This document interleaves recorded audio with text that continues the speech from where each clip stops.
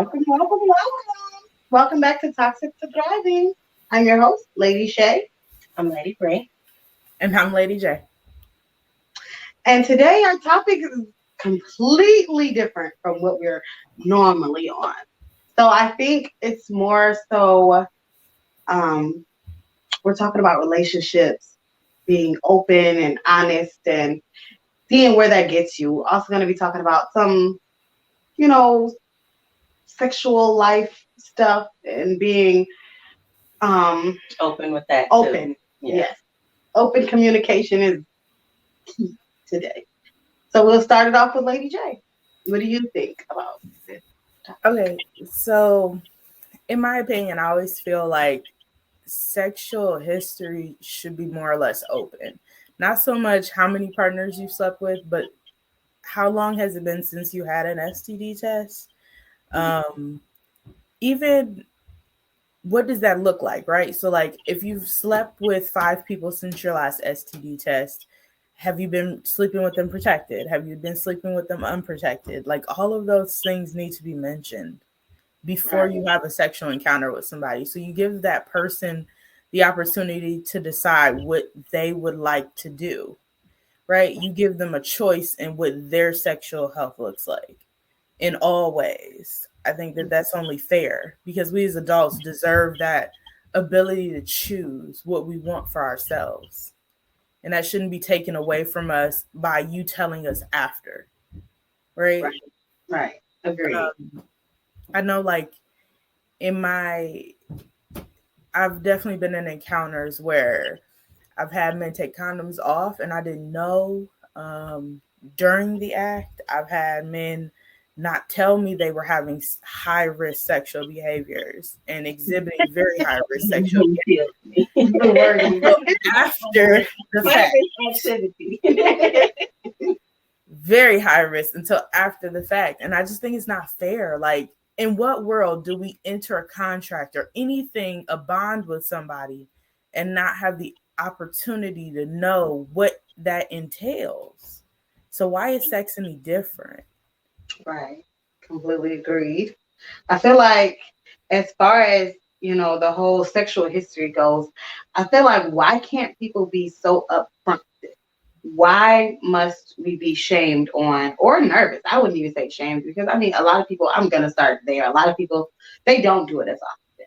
I know several people I've talked to who say, yeah, no, I don't do STD testing. And I'm just like, what? And it's like, well, I don't feel any kind of way. I don't feel any different. And I'm like, you should still be getting those done. You know what I'm saying? Like as soon as you enter the sexual realm of life, you are opening yourself to a whole different ball game. Like some people are, they care so much about their health. And then there's other people who be like, listen, I ain't never been told to do that type of thing. And I'm not gonna lie, some men, some women don't do it. And I'm just like, how are you not, saying you're healthy? Like how could a person say they're healthy and they're not taking care of their other parts of health? So if you're sexually active, that is a health you need to worry about. Because there are STDs out here. There are like STIs that will stay. Some stay. Yeah. And some people get affected with that Russian roulette game we all play. Mm-hmm. I play Russian roulette. Yeah. I know, like, most people don't know there are 8 forms of herpes. Like, there's a lot of different forms of herpes. That is a virus that lays dormant in your body. Once you get it, you get it. I mean, and when you talk about all the different STDs and STIs, like even antibiotics are becoming more resistant to some of them. They're becoming more resistant strains of those things. I mean, it's just important from beginning to end. I think parents need to warn their children well before you believe they're even having sex that Right. these things exist. I'm talking the beginning of puberty, like well before you think that they might even be thinking about sex. I've known children to get pregnant and have babies at 13, at 12. Like, they're having sex before you know it. Oh, So yeah. you should be the person to have that conversation. I always look at it like this. whatever age we were younger and we started fooling around. Imagine now and your kids and what age they're gonna start fooling around. It ain't gonna be the same age you were at. Well, it's fooling around with levels, but Like, listen, I mean, even with just the oral is Yeah. a whole different ball game. Like, granted, it may not have the same effect, but there are still some effects to oral. Absolutely. And like You can still getting your get kids to STD. understand that Mhm. and knowing like the signs, like with some kids, some boys think that that's normal, the way their penile is shaped or the way it has little bumps and stuff like that. But getting your children and your daughters or your sons to understand, okay, this is not normal. Some of these bumps aren't normal. Yeah. It should not go anywhere near me because it's not normal. Right. You should know what it looks like to smell healthy, what it looks like to look healthy. Is there any discoloration there? Are there any bumps that don't appear like they should be, right? We're not talking about regular skin bumps, shaving bumps. Are they inflamed? Are they clustered? Those things we gotta look at. That's another thing, like where young people, like I've also talked to other young kids about like sex and stuff like that. And they feel like if a woman's vaginal area doesn't smell like strawberries and roses, it's dirty. Right. Which that's that not is a a figment real of all thing. imagination. Let's just break that myth. It's not a real thing. Mhm. It is a natural body part. It's going to smell like body. You get what I'm saying? Like Yes. everything has its own pH, and that has its own pH balance, right? And I know kids are And young. when men decide to come near, it throws them. Facts. And because we're young, for the young folks that are listening, that is normal. When you have natural bodily fluids, just like how you sweat, just like how you get musty, just how like sometimes your booty be stinking, your mom tell you booty stank. That be a real thing, y'all. So just like how that, women get that smell sometimes, and it ain't nothing you can't clear up with a little soap and a little water. And don't just throw it out there, a little soap and water, clear all of that up. But it's a natural bodily function. It's not going to smell like roses. I'm sorry. And when you are stimulated as a woman, it definitely it's not going to smell like buttercups or whatever else some boys tell you it smells like. No. But what you should be concerned with is abnormally fishy, a large amount of discharge. Those things are things. Yeah, that's different. That's really different. We're getting into a whole different territory there. Yeah. Abnormally, like when you say abnormally fishy, and I mean like not just the normal I didn't wash today. No, I'm talking. Yeah, like something you ain't never smelled before, then it's the problem. Yeah. And that's why it's important to know what you smell like. I can smell it through your blue jeans. Yes. You're gonna have a problem. Yeah. Right. Mhm.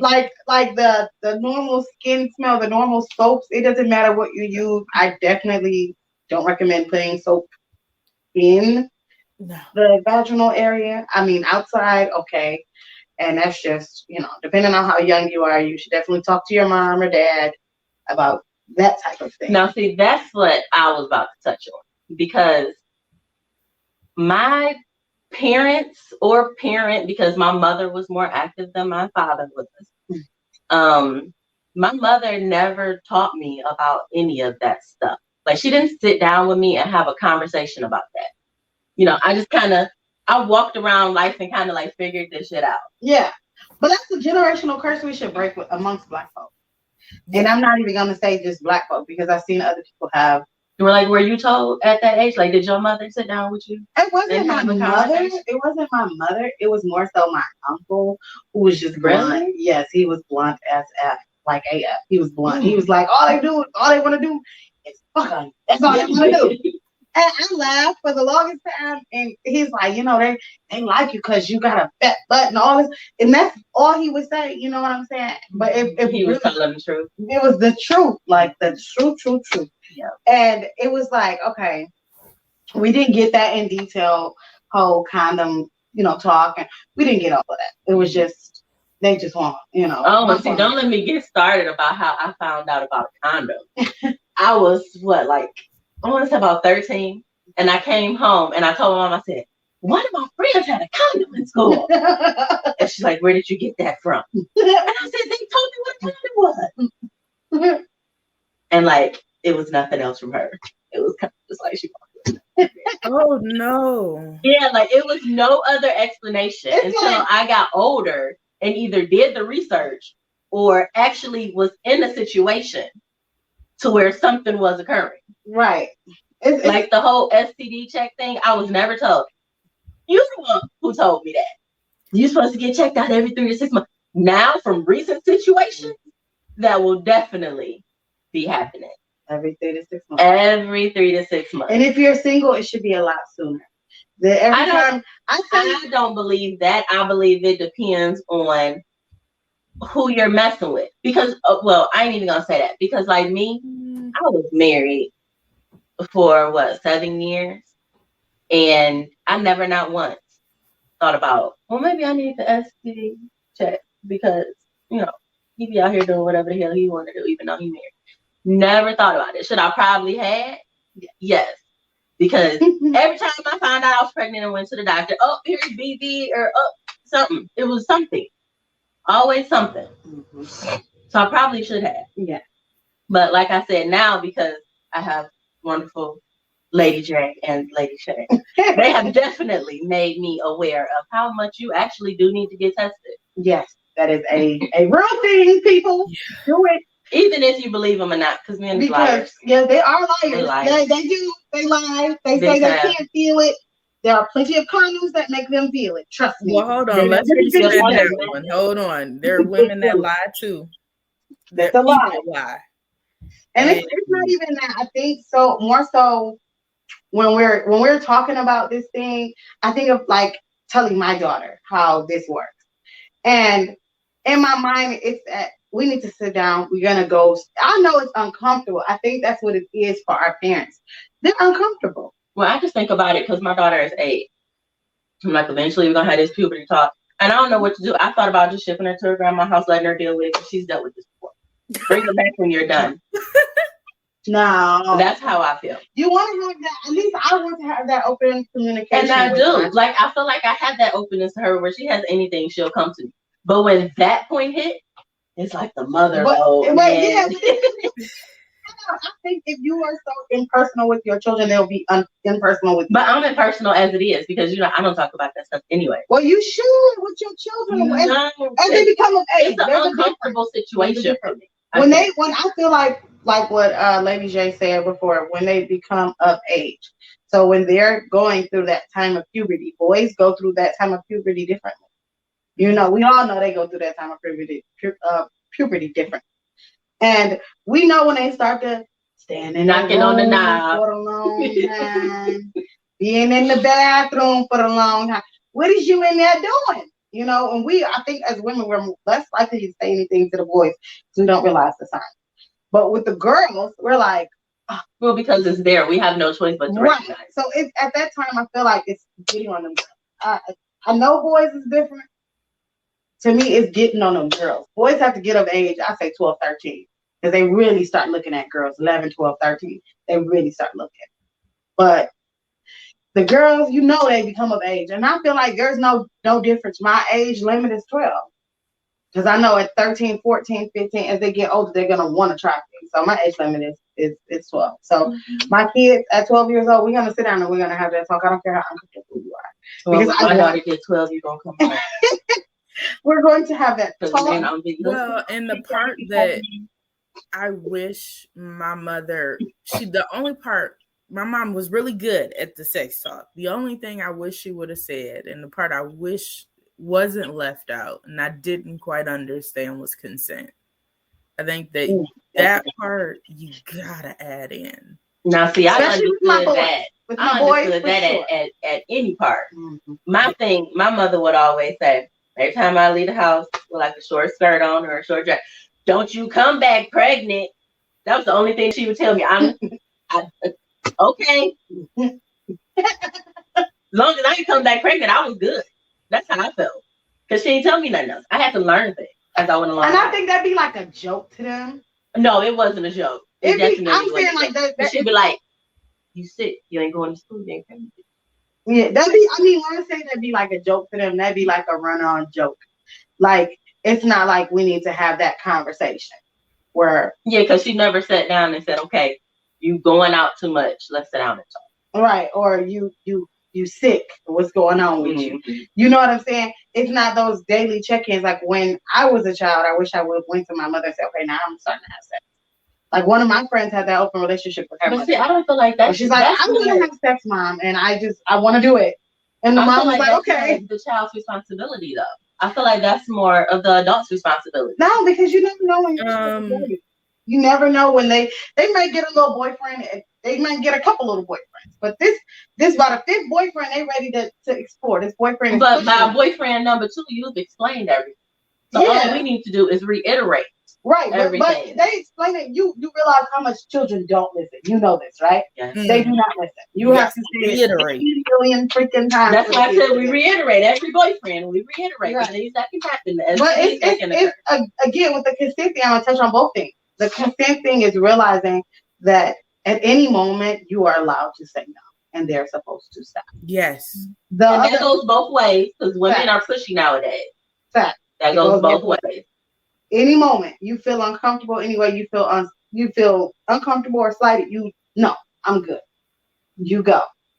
If you feel like as a male on a male end, if you feel like, okay, this woman is too intoxicated, no matter how age you are, whatever age you are, you're too intoxicated. That is not a clear consent. Yeah, that's not a clear go for it. No, that's not a clear. That's not just because she's drunk and said, "Let's go."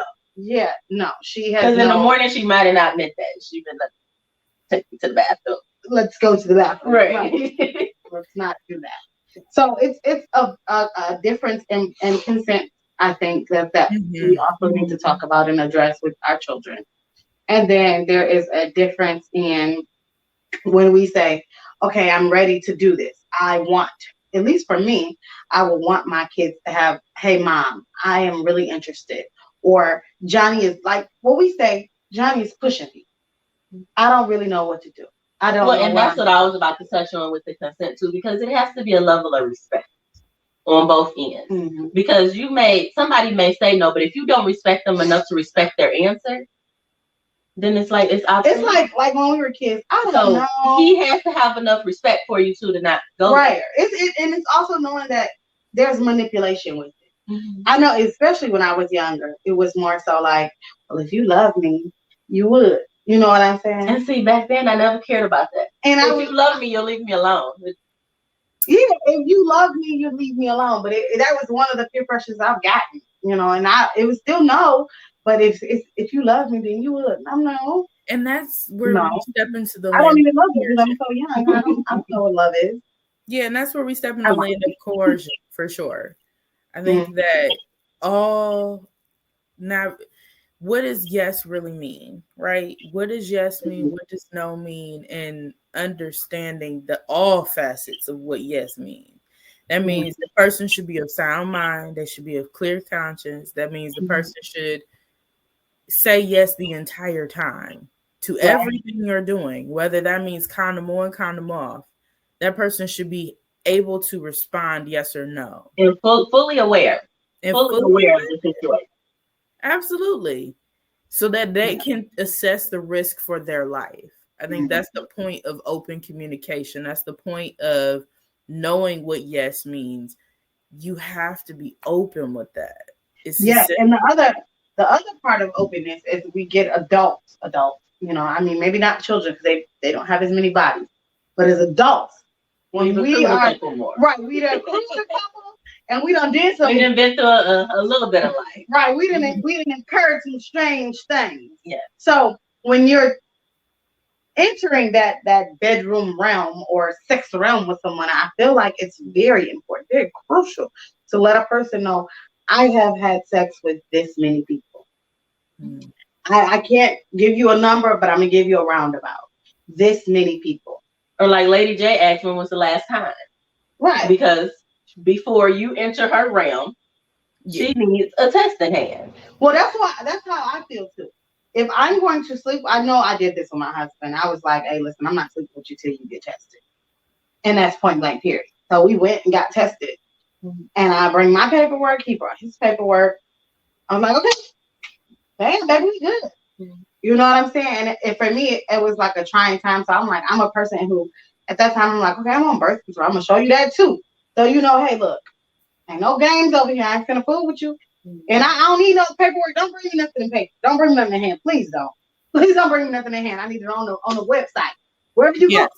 Wherever you go. Because I've seen people faking that. In the website.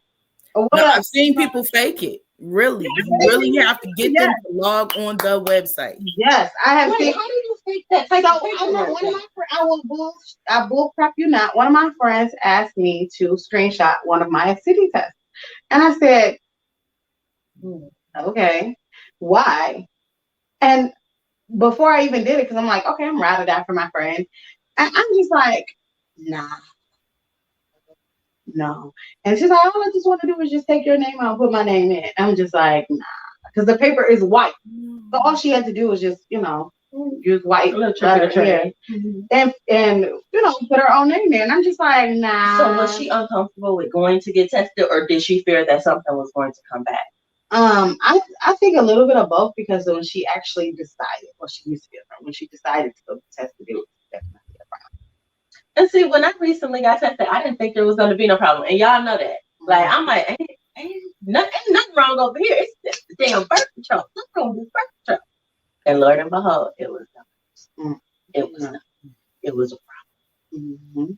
And that wasn't even recognizable. See, silent killer. That's what it doesn't actually kill you, but it kills you when you find out. No. You be like, oh my God. Because some of these STDs do. They work from the inside and they make you not able to function anymore. And then the other thing is, HIV and AIDS is still around. I don't care what. Even though they say it's curable. It's not, guys. It's not. Just because you get it, you ain't going to die no more, but you definitely got to take a pill for the rest of your life. Right. And that's if they catch it early. And then it's the other thing of the other part of explaining that to your significant other. You know what I'm saying? Explaining that for the rest of your life. I know a famous YouTuber girl who, I think she had herpes. And she explained her herpes 3 times over. And people still give her nasty comments. Even though she had gotten it at a young age, even though she thought it was her first boyfriend, he thought that it was just them two, they were their first times together. He had already been sleeping with other people. And he had herpes and gave it to her. And didn't even tell her. And didn't even tell her. Because 9 times out of 10, he didn't even know. And well, what? And you said it's like 90% of the world or something? Yeah, 90% of Americans have herpes in some form. Yeah, even if it could be them little lip things. That's herpes simplex 1. Yeah. Walking dictionary. I just really researched those things. And then the other ones where we were talking about the chlamydia, the gonorrhea, the what is that? You said BV. Well, and that's more of a STI. BV. Yeah, BV. I think chlamydia and gonorrhea. BV infection. Well, yeah, kind of. They just chlamydia and gonorrhea are STIs. Yeah, because you can cure them. And then what is it? Trichomonas. It's a bunch of ones that you can catch even as adults. Like, you know what I'm saying? I'm not even trying to tell anybody what to do with their lives. But HPV, it leads to a higher risk of there cancer. are condoms available, and I say if this is your first time partner, you don't know them like that, you definitely use a condom. Especially if you're free and out there and you're adventuring, and if you, like they say, it's less likely between 2 women to spread anything, but I still say use dental dam. And you can always use a condom and then just cut it down, cut the tip off the condom, cut it down the center, and it becomes a dental dam. Fun fact. Yep, it's a dental dam.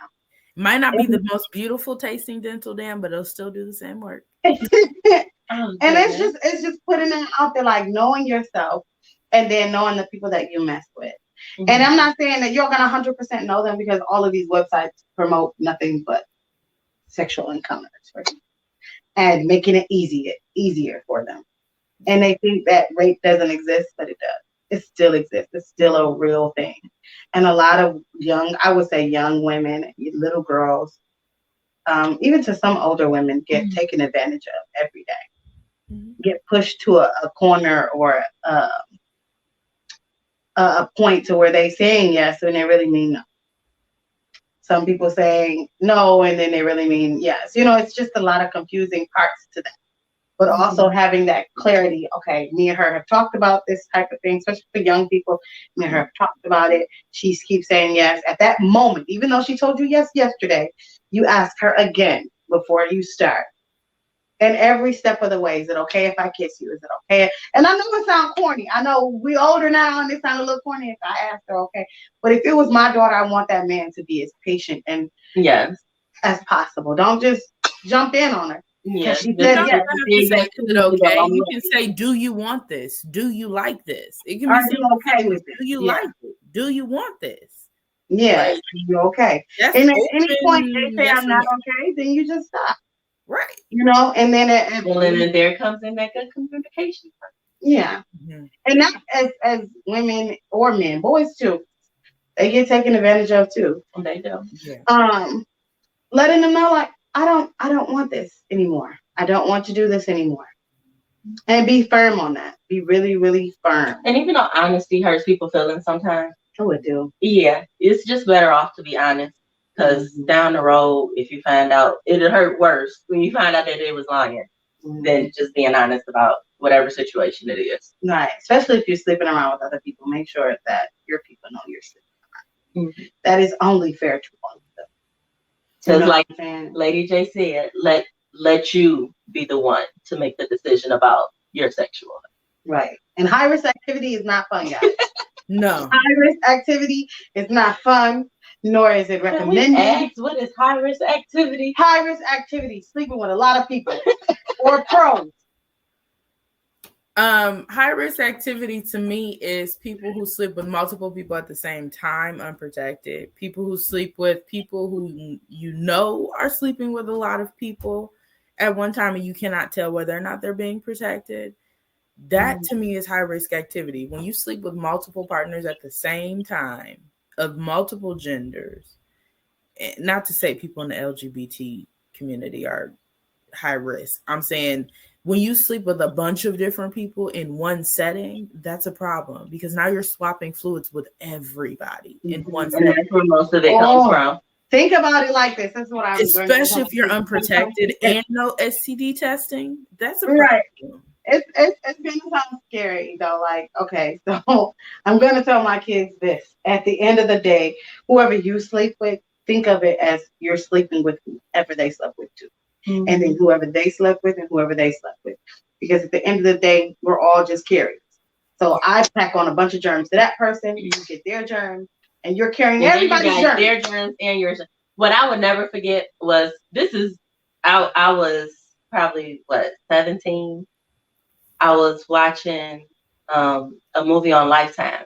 And it was about a high school where, you got your jocks and you got your cheerleaders and your girls who don't say too much, the quiet ones, you got the nerdy ones and all of that stuff. And the big jock somehow attached to this nerdy girl. But little did he know he had syphilis. And then he transferred it to the girl. And then he went and slept with his girlfriend.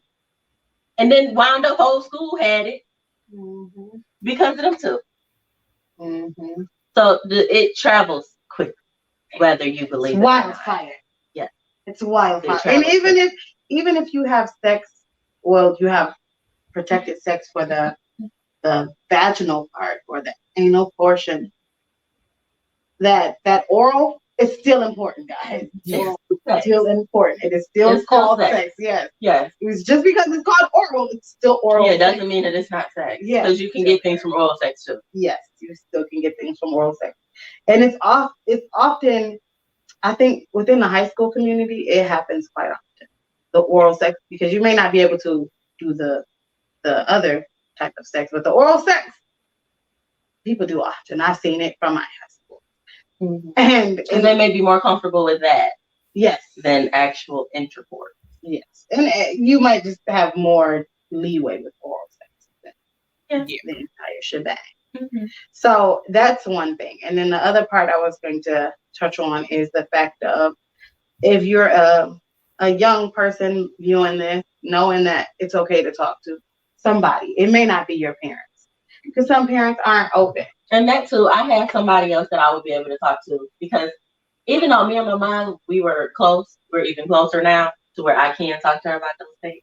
But before, we were just close, and I didn't feel comfortable talking to her about, even if I liked the boy. So I would talk to my uncle's wife. She would call me, and I would be able to talk to her about anything that I was feeling or anything like that, because I didn't feel like I was able to talk to my mom. No. So it is good to have a different outlet, regardless of who it is. Mm. As long as they can give you good advice. I'm going to say that. Because some of your outlets may not necessarily be good advice either. Exactly. Mhm. So to wrap this all up, I feel as if there's anybody out there, anybody who has no one to talk to, nobody to ask questions to, you can always message us on Instagram, Twitter, Facebook. We are always available with 3. Well, she has oodles of information. Right. There. She is a even if you send it to us, She's like a mini Webster. We'll actually come up as a group and give you a very good answer. If you still feel a little confused or feel pressured anyway, slighted, message us, follow us. You'll find us somehow. You know, it's the same name, Toxic to Thriving. Reach out. It's important. I did want to add in, there's AHF clinics in most of Yeah, and they the give like cities free that condoms, do right? free condoms, free Yeah. STD testing. They also offer PrEP. Don't forget about Planned Parenthood. It's an oldie but a goodie. They offer a lot of very affordable STD testing, as well as birth control options, condoms, etc. There are a lot of clinics out here. All the counties, most health departments in the different counties, they offer free, if not cheap, STD testing and condoms. Sometimes PrEP. So check out your local county. Let's see what's going on. Let's get them STD tests done. Yeah. Talk to somebody, guys. The real thing out here. Yep. So like, comment, share, and subscribe. Bye.